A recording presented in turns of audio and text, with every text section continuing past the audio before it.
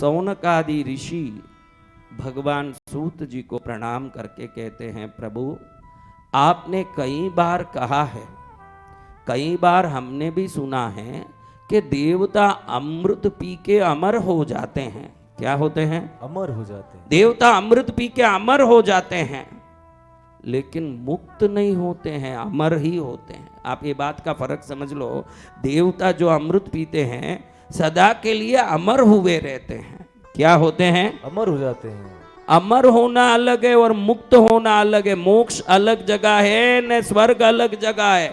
स्वर्ग में अमर देवता है, मोक्ष में भगवान का स्थान है।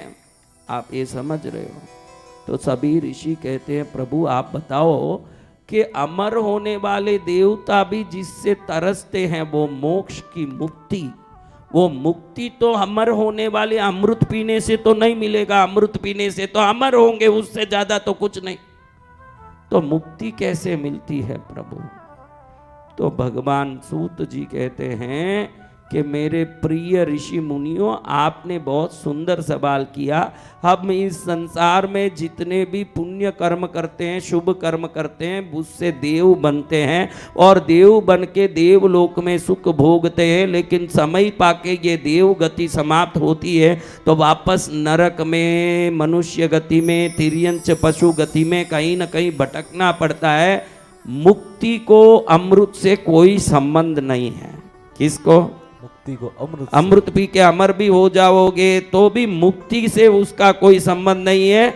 मुक्ति तो भगवती की कथा श्रवण से। किससे? भगवती की कथा श्रवण से। सूत जी कहते हैं कि भगवती की कथा को, देवी भागवत को जो सुनता है उस देवी भागवत को सुनने से मुक्ति का अधिकारी बन जाता है और एक दिन उसको मुक्ति सुलभ बन जाता है। ये मुक्ति का कारक है कथा। क्या है? कथा। अब बोलो, अमृत बड़ा है कि कथा बड़ा है? हाँ, ऐसे हमारे सूत जी ने निरूपित किया कि अमृत पीने वाले देवताओं को जो नहीं मिलता है वो कथा सुनने वालों को मुक्ति मिलता है, वो देवताओं को भी नहीं मिलता है। कैसा भाग्यशाली कथा! देखो, ये आप सोचो तो वो देव सभी ऋषि मुनि पूछते हैं कि आपने तो ये कथा व्यास जी से सुनी है और आपने कई बार ये कथा उनसे सुन के आपने अपने जीवन को धन्य कर लिया। हमको भी सुनाओ कि देवी माँ की महिमा होती क्या है और उस देवी माँ की महिमा को समझ के हमारे जीवन में हम देवी माँ की भक्ति कैसे कर सकते हैं। तो सूत जी कहते हैं कि अभी जो कृष्ण द्वैपायन व्यास हुए हैं ये इस द्वापर युग में 28वें व्यास हुए हैं। कितने हुए हैं? 28वें। इसके पहले 27 व्यास हो चुके हैं, वो ये 28वें हुए हैं। आगे 29वें जो होंगे अपने बाद में, ये अश्वत्थामा जी आगे 29वें व्यास होने वाले हैं। कौन? 29वें व्यास के रूप में अश्वत्थामा जी होंगे। और फिर सूत जी कौन कौन व्यास हुए, नारद जी व्यास हुए, कौन कौन व्यास हुए, उन सब का नाम लगातार लेके समझाते हुए कहते हैं कि परम शक्ति के कारण इस संसार का जो संचरण हो रहा है उस शक्ति की महिमा को समझाता है, उसी को देवी भागवत कहते हैं। क्या कहते हैं? देवी भागवत। देवी भागवत। अब ये देवी भागवत की शुरुआत कैसे हुई प्रभु, कैसे ये काम हुआ, हमको थोड़ा समझाइए। मैंने जैसे कहा, ग्रहों के बीच में सूर्य की तरह, तारों के बीच में चंद्र की तरह, सभी सैन्यों के बीच में राम की तरह, सभी बगीचों के बीच में आम की तरह शोभित हुए श्री व्यास जी उस समय समझा रहे हैं कि व्यास जी की अपनी कथा को सूत जी समझा रहे हैं। एक बार व्यास जी बैठे बैठे अपने आश्रम से देख रहे हैं, एक चिड़िया ने एक बच्चा दिया।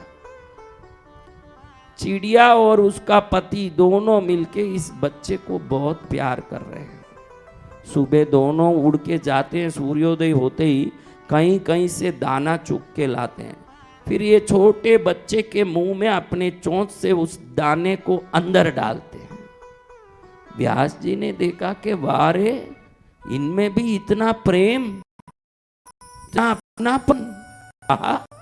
व्यास जी बैठे बैठे अपने आश्रम से ऊपर वृक्ष की डाली में जहाँ घोंसला बना है, उस घोंसले में इन चिड़ियाओं की लीला देखते हैं। माँ जो है बच्चे के नोक में नोक डाल के ऐसे खेलती है, बाप बाहर जाके दाना ले आता है और बच्चे के मुंह में डालता है। पत्नी को भी वो प्यार करता है ना, बच्चे को भी प्यार करता है। कभी कभी वो छोटा सा बच्चा जो हुआ है उसके पंखों में अपना मुंह डाल के ऐसे उसको यूं गुदगुदी कर रहे हैं और खूब उसको हंसा रहे हैं। ये सभी बातें देखे व्यास जी सोचते हैं पुत्र का तो प्रेम का आनंद ही अलग है। व्यास जी को अचानक अपनी संतपना एकदम विस्मृत हुआ और ये भूल गए कि मैं तो ऋषि हूँ, मुझे अपनी साधना में लगनी चाहिए। उनको वो माँ बाप बच्चे के साथ खेलते उस दृश्य को देख के लगा कि एक पुत्र होता तो मेरे जाने के बाद वो गया में जाके श्राद्ध करता, और अगर मैं रहता तो भी मेरी सेवा करता, मैं अमर भी हो जाता तो भी पूरे अमरत्व काल तक मैं मेरे बच्चे को देख के खुश होता। मुझे भी बच्चा चाहिए। किसको विचार आ गया? व्यास जी को मात्र चिड़िया के कारण मन में परिवर्तन आ गया। आपको भी इसीलिए कई बार मैं बोलता हूँ, आज भी निवेदन करता हूँ, अपने संपर्क और आपके साथियों का जरूर आप ध्यान रखना। अगर एक चिड़िया महाभारत आदि 18 पुराणों के प्रोता व्यास जी के मन को बदला सकता है, तो आपकी संगत आप में क्या क्या नहीं ला सकता है, ये सोचने जैसी बात है।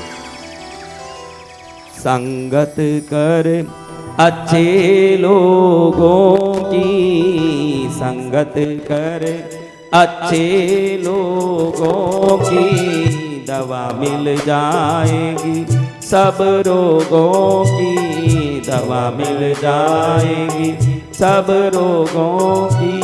भक्ति में थोड़ा तू मन कर ले, भक्ति में थोड़ा तू मन कर ले, थोड़ा थोड़ा प्रभु का भजन कर ले, थोड़ा थोड़ा प्रभु का भजन कर ले।